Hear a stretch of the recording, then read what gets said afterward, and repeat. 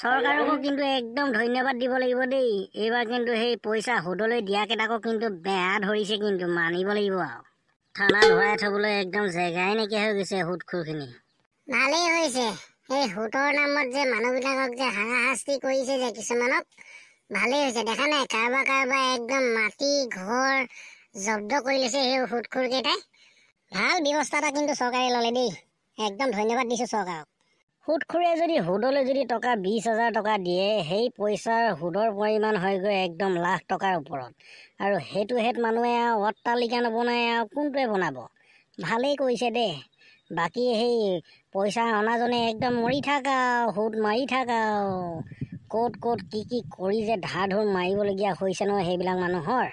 কথা এটা নহয় মদন আৰু মাথা ডাঙৰ, তই যদি এনেই মানুহৰ ওচৰত কাৰোবাৰ ওচৰত যদি তোৰ যদি কিবা এটা হয়, বেমাৰ আজাৰ হয়, এনেই পইচা বিচাৰি চাবি বা দিয়ে যদি কোনোবাই, আৰু যেতিয়া বেমাৰ আজাৰ আৰু বিপদৰ পৰা হাত সাৰিবি তেতিয়া আকৌ ক'বই মোৰ ওচৰত কেলে নিবিচাৰিলি, তাৰ ওচৰত কেলে নিবিচাৰিলি বুলি। সেনেকৈ কোৱা মানুহ ঢেৰ আছে, কিন্তু বিপদৰ টাইমত কিন্তু তই পইচা বিচাৰি নাপাৱ আকৌ। কিন্তু সেই তেতিয়া তই আকৌ সেই সুদ দিয়া মানুহকেইজনৰ ওচৰলৈ গ'লেহে তই বিপদৰ পৰা মুক্ত পাবি আকৌ। সেই কথাষাৰ মনত থকাটো উচিত কিন্তু। একদম সঠিক কথা কৈছ আকৌ দেই বগামূলা তই। কাৰণ আজিৰ যুগত কোনেও কাকো এনেই যিকোনো বস্তু নিদিয়ে, তাতে আকৌ টকা পইচা কথা আছে ন। টকা পইচানো কোনেনো এনেই দিব আজিকালি, হয়। সেইটো কাৰণে বিপদ হ'লে সেই সুদলৈকে হ'লেও লৈ কিনে বেমাৰ আজাৰ চোৱা হয় আৰু। অন্ততঃ বিপদৰ পৰাতো মুক্ত পাওঁ ন, সুদৰ পৰা পইচা লৈ হ'লেও। এইটো নকওঁ মই সুদখোৰখিনিক চৰকাৰে ধৰিব নালাগে বুলি। সুদখোৰৰ নামত যিবিলাকে সুদ দি কিনে দালাল কৰি আছে, য'ত নেকি ধৰ 10,000 টকা দিব লাগে, তাৰ সুদ যদি ধৰ 2,000 বা 3,000 টকা হয়, যদি ঘূৰাব নোৱাৰাৰ পাছত যে সুদৰ ওপৰত হৈ কিনে যিখিনি মানুহৰ ওপৰত অত্যাচাৰ চলাই আছে, সেনেকুৱা এচাম মানুহ আছে দালালি, সেই চাম মানুহক ধৰিব লাগে চৰকাৰে। দেখা নাই কিছুমানে সেনেকুৱা দালালি কৰি একদম 3 মহলীয়া 4 মহলীয়া বিল্ডিং ঠকি দিছে। আৰু এটা কথা, আনক অন্যায় কৰি কিন্তু বেছিদিন মানুহ খাব নোৱাৰে আকৌ। সেই কথাটো জানি লোৱা উচিত। কাৰণ অন্যায় কৰি পাপ কৰা মানে সেই পাপৰ ফল এইটো এই পৃথিৱীতেই ভুগি যাব, ভগৱানেও চাই থাকিবতো। সেইটো কাৰণে মই ভাবোঁ মানে কি, মানুহক যদি বিপদত পৰে সহায় কৰিব লাগে। সহায় নামত এনেই যি দিলেও ল'লেও হ'ল, কিন্তু এই এনেই আৰু ধৰ বেছি অভাৰকৈ বিচাৰিব নালাগে। সুতৰ হিচাপত বা কিবা হিচাপত সেনেকৈ বিচাৰিব নালাগে, বেয়া। কাৰণ দেউতাজনে গম পায় ন কিমান কষ্ট কৰি কিনে পইচা দিবলগীয়া হয়। তাকেইতো সুদ দিব নোৱাৰিলে বুলি আৰু যে সেই ঘৰৰ মাটি বাৰী জব্দ কৰিব, কিবা জব্দ কৰিব, সেইটো কিন্তু একদম ভুল ধাৰণা আকৌ দেই। Good morning my dear student. পালোহি। ছাৰ কথা এটা নহয়। কি কথানো মাথা ডাঙৰ, কচোন। ছাৰ এই যে সুদখোৰবিলাকক যে ধৰিছে যে, চৰকাৰে ভাল কাম কৰিছে নে বেয়া কাম কৰিছে আপুনি কওকচোন।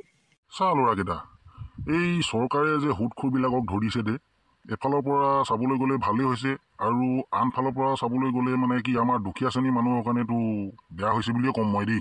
ছাৰ সেনেকৈ কেনেকৈ হ'ব? আপুনিতো প্ৰশ্নটো উত্তৰ আপুনি দুইটা পক্ষত ৰাখি দিলে যে। এফালে কৈছে ভালো হৈছে আৰু আনফালে কৈছে বেয়াও হৈছে, তাৰমানে কি আপুনি ছাৰ ভালকৈ বুজাই কেনে কওকচোন আমাক।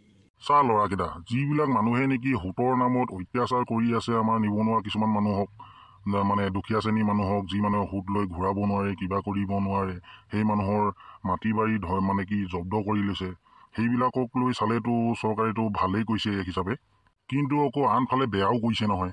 কাৰণ আমাৰ দুখীয়া শ্ৰেণীৰ মানুহৰ ঘৰত যদি পটককৈ বেমাৰ আজাৰ হয়, আমাৰ ওচৰততো মানে কি এই দুখীয়া শ্ৰেণীৰ মানুহৰ হাতততো পইচা নাথাকে ন, কেলে ডেইলি ইনকম কৰে আৰু ডেইলি খায়, সেইটো কাৰণে হাঁচনি মাচনি বুলি ক'বলৈ নাই। পটককৈ যদি বেমাৰ এটা হয় তেতিয়াতো লোকৰ ওচৰতে হাত পাতিবলগীয়া হয় ন, মানে সেই সুদখোৰৰ ওচৰত গৈ কিনেতো সুতলৈ পইচা আনি কিনে বেমাৰ আজাৰ চোৱা হয় ন, পাৰিলে লাহে লাহে মানে পাছত ঘূৰাই থকা হয়। সেইফালৰ পৰা চাবলৈ গ'লে কিন্তু মোৰ মতে চৰকাৰে বেয়া কৰিছে। কাৰণ আজিকালি দিনত এনেই মানুহে কাৰোবাৰ ওচৰত পইচা থাকিলেও বিচাৰিলে নিদিয়ে, সেইটো কাৰণে সুতলৈ বুলিতো পইচা পোৱা যায়, এনেইতো কোনো নিদিয়ে ন আজিকালি। সেইটো কাৰণে মানে মই ভাবোঁ কি চৰকাৰে সেই দুখীয়া শ্ৰেণীৰ মানুহৰ কাৰণে বেয়াই কৰিছে। এইটো নকওঁ, সুতৰ নামত যিবিলাকে দালালি কৰি আছে সেইখিনিক ধৰক চৰকাৰে, আমি বেয়া পোৱা নাই। কাৰণ আমাৰ দুখীয়া মানুহে বেমাৰ হ'লেতো পইচা মানুহৰ সেই গাঁৱত কাৰোবাৰ পৰাতো সুতলৈ আনি কিনে বেমাৰ চোৱা হয় ন, সেই সুতলৈ অনা মানুহজনকো যদি চৰকাৰে ধৰি কেনে লৈ যায় কিন্তু সেইটো বেয়া লাগিব আৰু। ছাৰে কিন্তু এইটো একদম ৰাইট কথা কৈছে। কাৰণ এসাঁজ খাই এসাঁজ চিন্তা কৰা মানুহেতো পইচা বেমাৰ আজাৰ হ'লেতো সুতলৈ আনিব লাগিব ন, অন্ততঃ সেই মানুহকেইটাক চৰকাৰে মানে ৰেহাই দিব লাগে দেই। নহ'লে চৰকাৰে চব ফ্ৰী কৰি দিয়ক, বেমাৰ আজাৰ হোৱা দুখীয়া শ্ৰেণীৰ মানুহক মেডিকেলত ফ্ৰী কৰি দিয়ক। এতিয়া মেডিকেলত ফ্ৰী বুলি কৈ কিনে আকৌ এসোপামান বেছিকৈ পইচা ভৰিব লাগেহে, সেই দুখীয়া মানুহজনে ক'ত পইচা পায় আকৌ, সুতলৈ নলৈ কি কৰিব আকৌ। যদি সেই সুদলৈ লোৱা পইচাটোও যদি মুধা মাৰি দিয়া তেতিয়াহ'লে মানুহে সুদ ক'ৰ পৰা বিচাৰিব, পইচা ক'ত বিচাৰি পাব? সেইটো কাৰণে মই কওঁ চৰকাৰে এফালে ভালো কৰিছে এফালে বেয়াও কৰিছে। আৰু এটা কথা, চৰকাৰে যে এই সুদখোৰবিলাকক যে ধৰিছে কেইদিনো জেলত ৰাখিব? সেই মানুহক দেখুৱাই কাৰণে 2 দিনমানৰ কাৰণে নিছে আৰু তাৰপৰা লাহেকৈ এৰি দিব। সেই পাছলৈতো আকৌ একেই ধান্দা চলাই থাকিব ন সিহঁতে। আৰু এই ল'ৰাকেইটা দালাল কৰাকেইটাই দালাল কৰিয়ে চলিব। চৰকাৰে যিমান ধৰিলেও 2 দিন 3 দিনমান আহি জেলত ভৰাব, কিবা এটা মেনেজ কৰিব আৰু ওলাই গুচি আহিব, আকৌ আগৰ দৰে চলাই থাকিব। ইয়াত সমস্যা আকৌ আমাৰ তোৰ মোৰে সমস্যা হ'ব ন। আজি কাৰোবাৰ তাত পইচা বিচাৰি গ'লেও নেপাম। বেমাৰ আজাৰ হ'লেও মানে কোনোবা যদি আমাৰ ঘৰৰ নিজৰ আপোন মানুহ বেমাৰ আজাৰ হয় আমি নিজে হেৰুৱাব লাগিব, আৰুনো কি আৰু। দেখা নাই জানো সেই চৰকাৰে মাজতে সেই মাটি দালাল সোপাক ধৰিলেনো কি হ'ল? সেই 2 দিনমান একদম গৰমা গৰমি কৰিলে আৰু 2টা মানুহক ধৰি নি কিনে ভৰালে আৰু তাৰপৰা এতিয়ানো সেইবিলাক কেছ একদম ঠাণ্ডা। আজি ক'ৰ মাটি দালাল ক'ৰ মণ্ডল কি কথা একো খবৰেই নাই দেখিছোঁ। আজিকালি সেইবিলাক নিউজত দেখি পাওঁ জানো? নাই।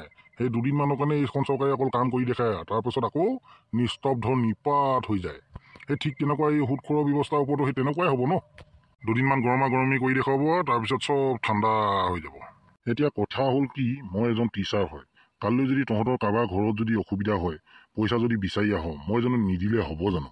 যেনিবা তহঁতে মোক পইচাখিনি ঘূৰাই দিবি পাছত, কিন্তু সেই বুলি আকৌ যদি কোনোবাই যদি মোক যদি সুতত দিছে বা কিবা দিছে বুলি কৈ কিনে ধৰাই দিয়ে, মই জানো তহঁতক পইচা দিব পাৰিম জানো? নোৱাৰিম নহয়।